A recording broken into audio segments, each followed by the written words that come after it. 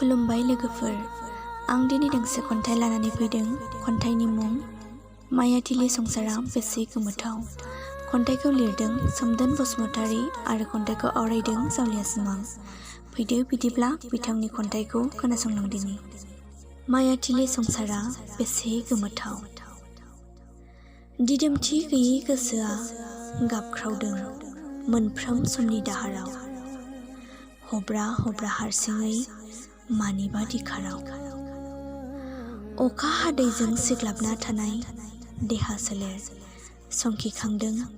सिग्लाबनाय देहा सोलेरा गावखौ फोथायथिनि आंखालाव गिलुं गिलुं थाबायदों रुगुं गैयै लैथोनि बिखायाव आरो जोबनो गैयै मायाथिलियाव।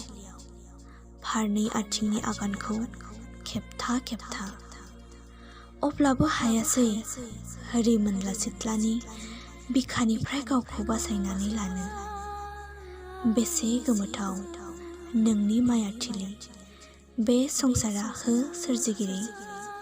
मायाथिलि बे संसारा बेसे गोमोथाव। एसेनोसै, गोजोन्थों।